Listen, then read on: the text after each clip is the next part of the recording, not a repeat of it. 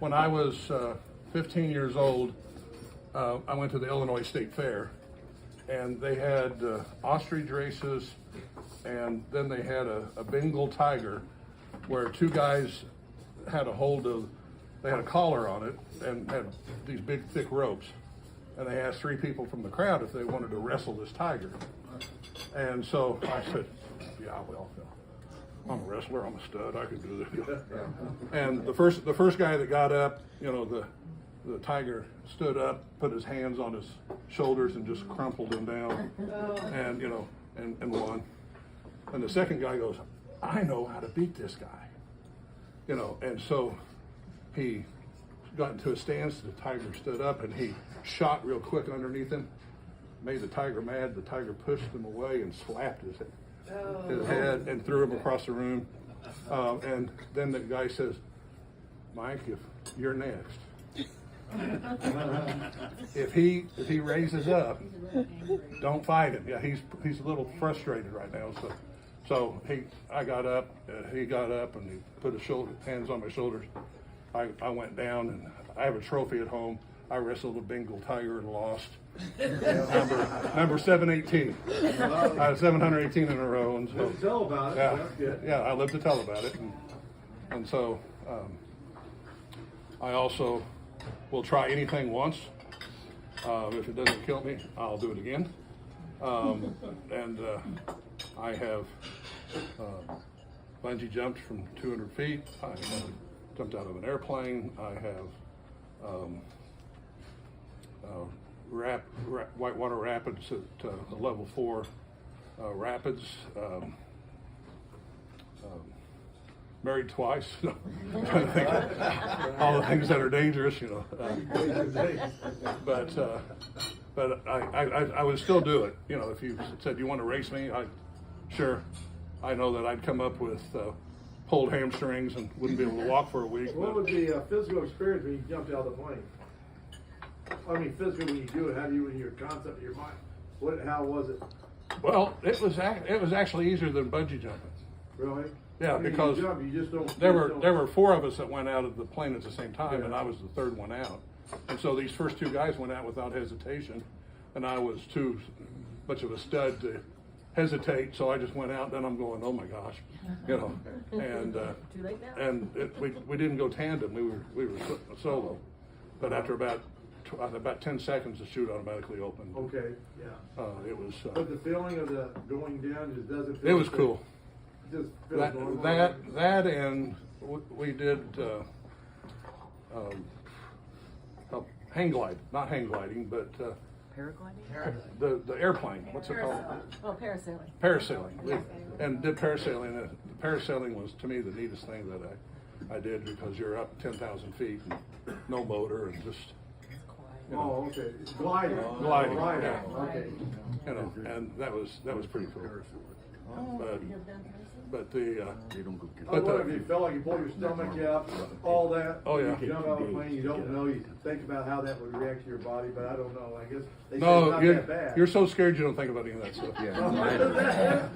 And it was my wife tells the story better than I do about the bungee jumping. We were down at Lake of the Ozarks, and right by the Mile Bridge, they had the crane, and I said, I want to do that. And she said, no, you don't. You've got kids. I got insurance. It's okay. And so we get there, and there's about 30 college kids in front of me. And so I'm going, how long will it be? He goes, oh, if you want to go, you can go right now. These guys are just talking about it. He says, if you do it, I'll let you do it for nothing. And so I make a big deal out of it. Come on, you wimps, get out of the way. I'll, let the old guy go. And we went up to 200 feet, which is the longest it was. And he goes, do you want to go by your waist or by your ankles? And I go, just tie up to my ankles, I guess. How wet do you want to get? Because you're over the water. And I said, oh, not very. You can get my head wet if you want to, but don't get me real wet. And I got up there and I didn't want to go. And he had a little speaker box, and he said, just turn around and face the crane and then just fall backwards. and I did that, and falling was pretty cool. And I got slower and slower and slower.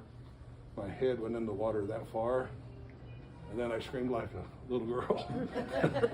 Because, you know, you shoot back up, and then you know, do all the Down again. Bouncing, you know, and I get done, and all the college kids are, well, how was it? How was it? Oh, it was great. If you don't want to do it, I'm going to do it again. So they all started buying, and, you know, so then the guy gave me my money back. So, but you know, I'm just right now we do real estate investing. We don't buy and sell houses. We buy and sell houses for ourselves, and we own the Heritage Building, the one right next to Discount Tire, which used to be the Chinese restaurant. We have it. It's been converted into office space, shared office space. We have 21 offices, 18 are full of the 21, and so it's doing pretty well. And then, yes, Richard. And there's a new place there. My wife goes there to the lady for massages. It's really good and really busy. We get a discount because we mentioned his thing. Oh, for the massage? Yeah. Yeah, I'll get you a discount. All right. And Massage. you know, there's two kinds of massage ladies. Yeah. Oh. I hope I don't get in trouble. Bambi and Helga. She is a Helga. You know, strong arms, you know, deep tissue massage, and she's not a. You know. My cousin, she does it. She's that, but when she does me, she really becomes Helga. You segue into your moment. Because you beat You segue into your motivational. Well, family, cuz. You want me to sit? Can I do my motivational moment? Yeah, you can do your quick motivation moment. I gotta tell you a story from the Bible. You know, sorry, but No. I use that as a lot of inspiration. There was a guy by the name of Saul, who most of you know that he was on the road to Emmaus and was blinded by Christ, and he went into the town. His purpose was initially to kill, bring all the Christians to Jerusalem so they could kill him.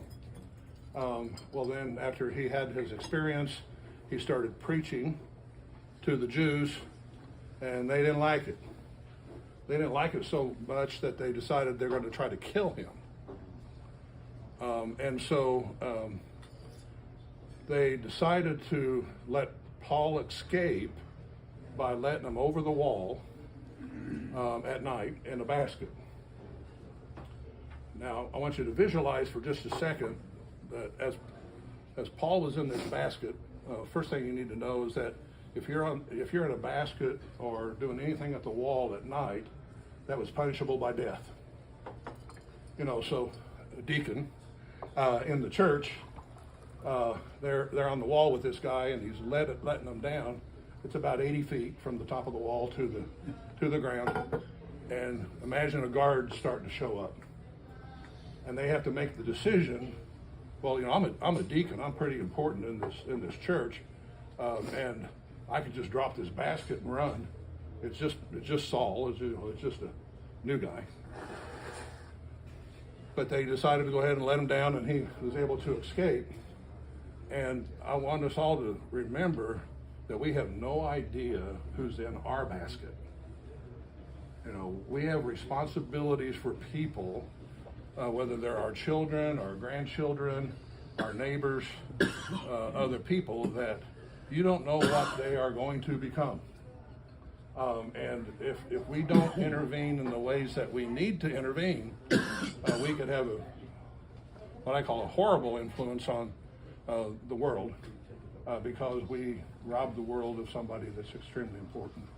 And I know that sometimes when I'm working with a kid that is really disruptive, hard to get along with, that I have to remember that I have no idea what he might become, and continue to work with him and stay motivated with him. So don't let go of the rope.